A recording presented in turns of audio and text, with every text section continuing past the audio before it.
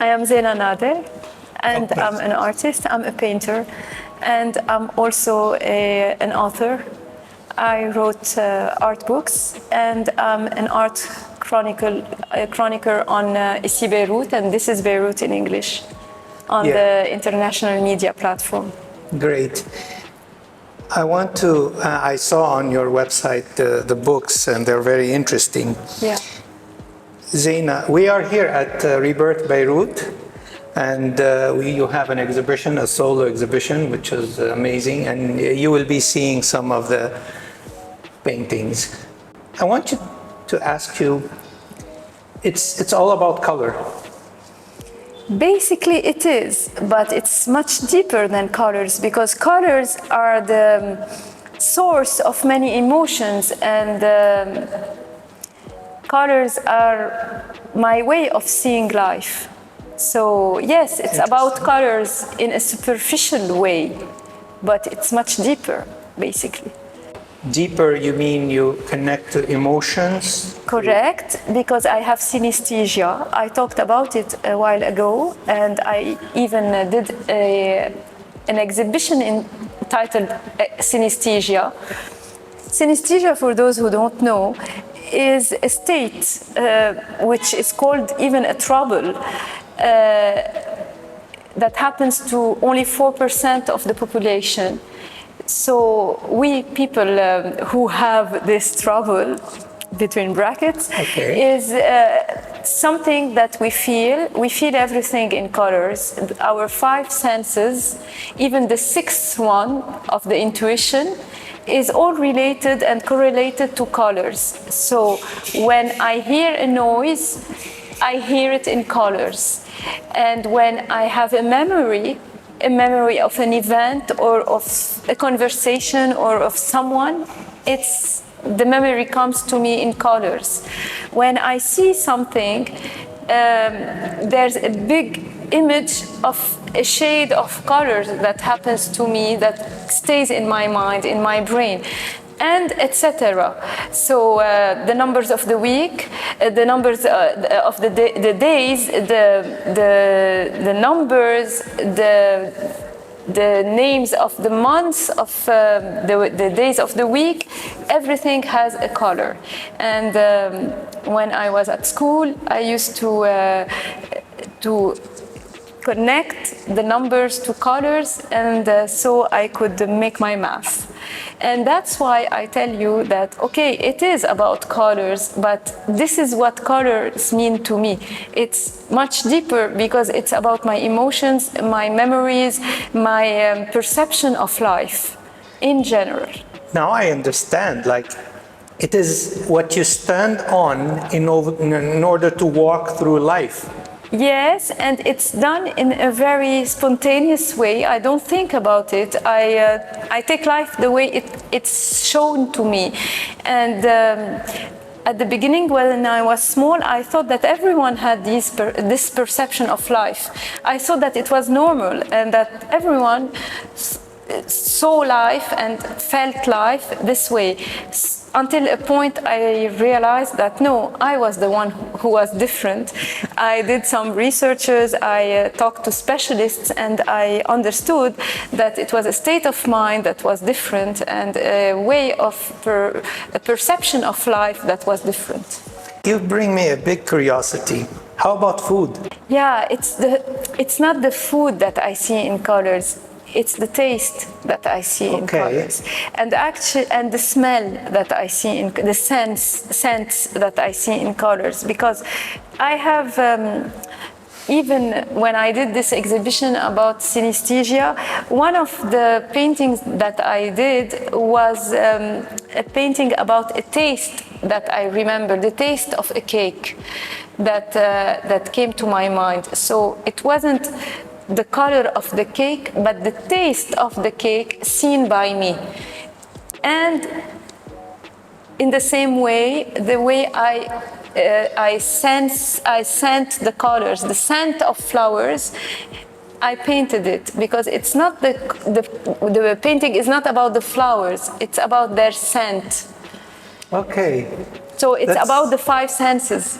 That's very interesting. Yeah. But you have this, in a way, like I mentioned, you walk on, you use colors in order to be able to walk around and to associate, to absorb things around you. And it is more than just emotional and nostalgic. It is kind of, you rely on that. Is it right? I don't rely anymore and I don't use them, but it comes to me in a spontaneous way. Okay. It's my way of living and of seeing life and of approaching life. This is how I see life. Interesting. Yes, so it's not a big deal to me. It's just what it is. You're already very comfortable with it.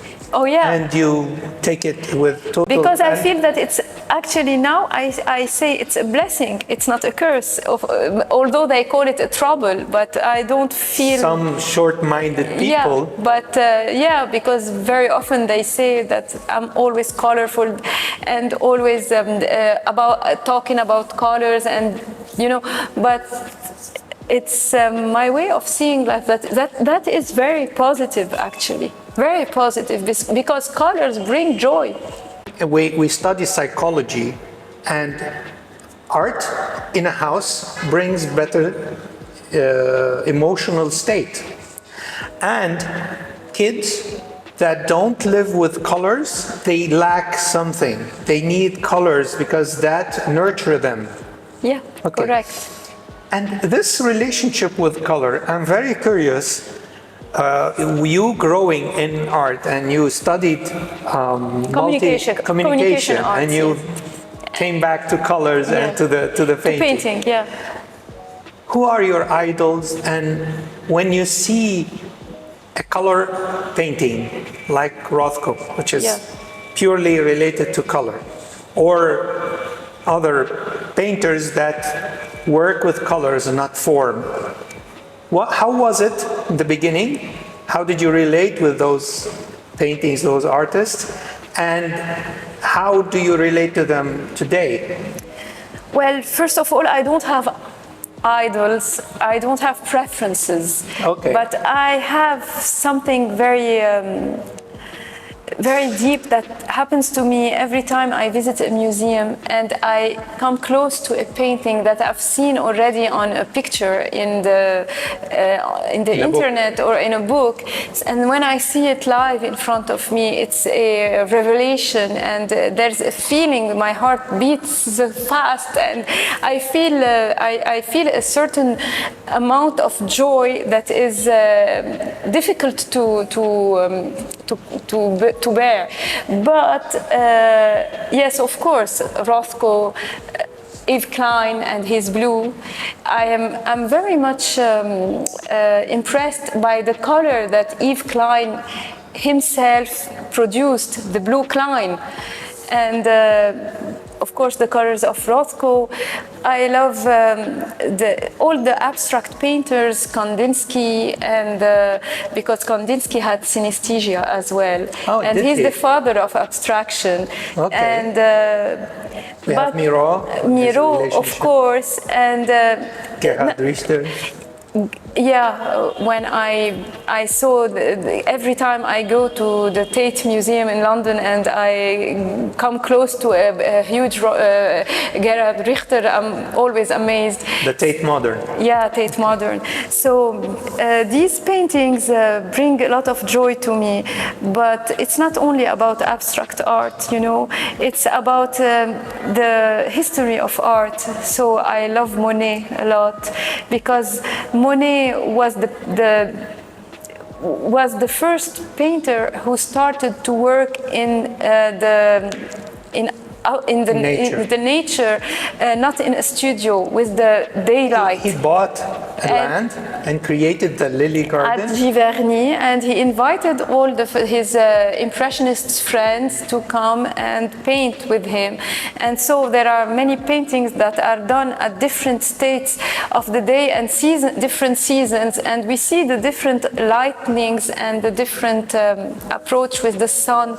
So this is very interesting also with colors, knowing that Monet had trouble with his eyes. It's very interesting you mentioned Monet, because Monet, if you see his bridge on the garden while he could see, it was amazing and very peaceful, very peaceful colors. And realistic. And then when he lost his sight, he did paint by memory the same bridge, and was all red and very powerful. Yeah. And the expression is amazing. You can't miss it. Yeah, it's so expressive in his colors. It is really. This is for me. I'm never fed up watching the nymphaeas of Monet at the Musée de l'Orangerie, the huge ones, for example, in Paris, and they managed to put the right light as a light from the ceiling. It changes makes everything. All the sense. It's interesting you mentioned that, because people watch art now on the cell phone on this size, and they miss what you exactly mentioned.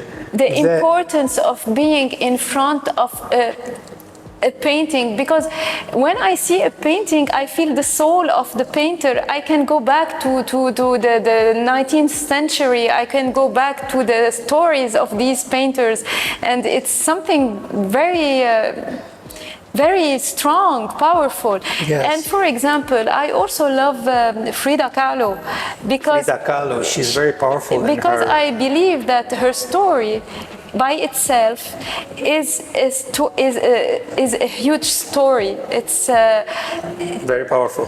And her drama, her pain was all put into her canvases. And here we can see the power of the soul of the artist, who can bring it out and put it on a canvas. Yes. And we, even after centuries, can still feel this, and how amazing it is. Yes. As I was mentioning, that power, you see it, you feel it, the painting breathes with you when you're in front of it. Yeah. The scale, the real colors. But unfortunately, the majority of people are watching art on their phones. They're missing 99% of the power of that painting. That's true. And even though I take good pictures of my paintings, I can never give the true idea of what it is like, because we can feel the depths, we can feel the different structures, we can feel the multi-layers, and all of this is... The very subtle tonality. This is what changes everything. So that's why it's very important to approach a painting in a physical way, not the virtual way. And that's why I also, by the way, I'm not into NFT and virtual art and all of this. I'm not that much. I feel that it's not me. I totally understand. Look, for me, and the way you're explaining, art is about connecting. Totally. It's like 10 times the words. It's a wonderful, very subtle, very subjective connection. Correct. And it happens when you are in a position, the same distance that the painter was, and the same breathing that was happening. And then you get to feel it. Yeah. And I could see that when I saw the Pollock. You see the Pollock in a book or on a screen or on a phone, it means nothing. When you see it in a big scale, it starts to take you in. It absorbs you. I want to ask you, what message would you tell people to let go of the phone and come and see the real paintings and relate to the colors and try to connect? I don't think I can convince more than what I do, but I think that it's a movement we are starting to provoke. We are doing these exhibitions here in Beirut. We are doing events during the exhibitions, bringing people to connect with us during conferences, lectures, talks with the artists. We are doing a beautiful artistic and cultural movement that is bringing into life these paintings and all of this art in general. So I think that with time it will give its effect, knowing that already mostly with my art, and this is really rewarding for me. I feel that in fact I don't, they have told me, they have literally told me that my art brings joy, brings good vibes, that it's positive, that they forget about their troubles, their problems. They are happy when surrounded by my paintings, and this is for me a great reward beyond the fact that I would sell or not. For me, this is the proof of the success of my exhibition, because this is what I want. I feel that I have a mission with my art, making people happy, bringing them into smiling, and if they do, then I'm happy too. That's amazing. Last question.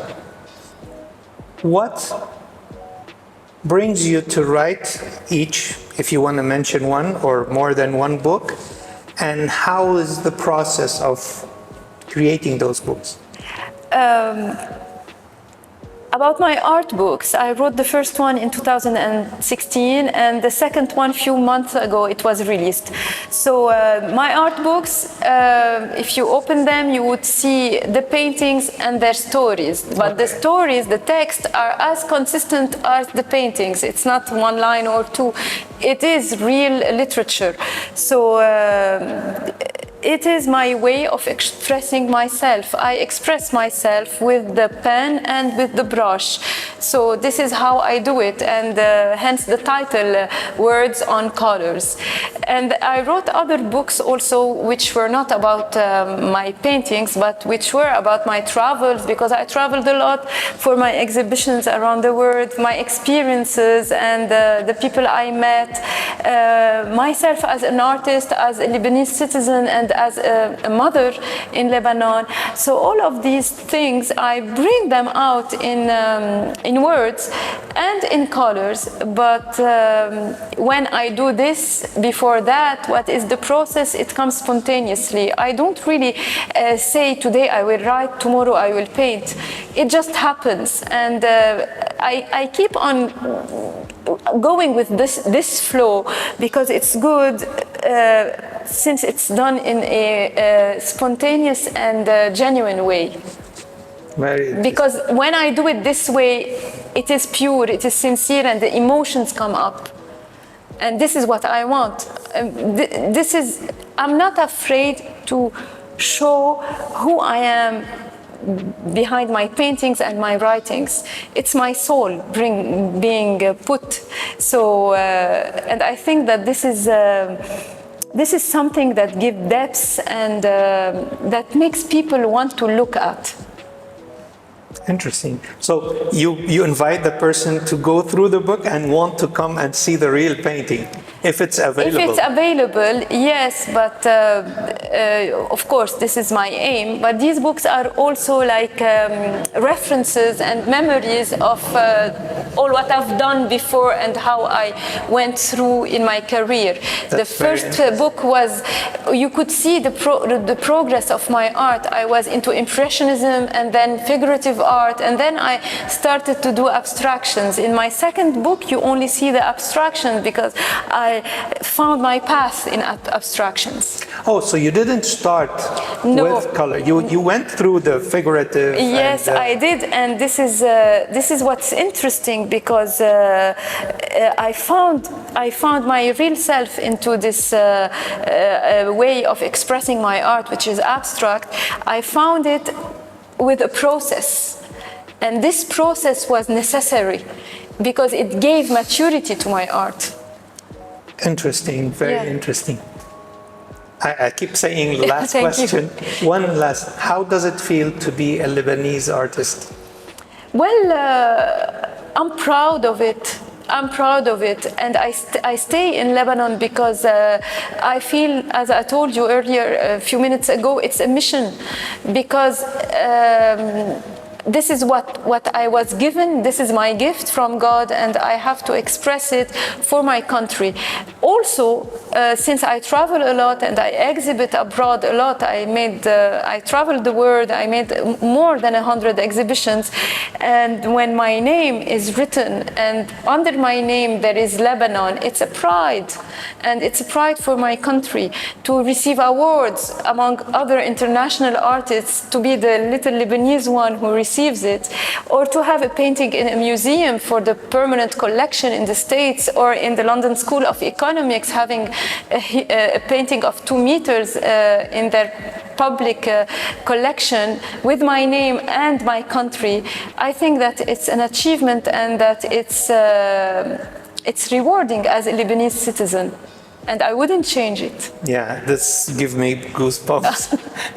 And if we can make anything for Lebanon, is to be proud to be Lebanese, this is and what show I can do. the art of Yes, Lebanon. this is what I can do. I'm not a politician. I'm not a. This is what Neither. I can do. Yeah. So if each one of us did a little thing for that country of ours, we would do great achievements. Yeah.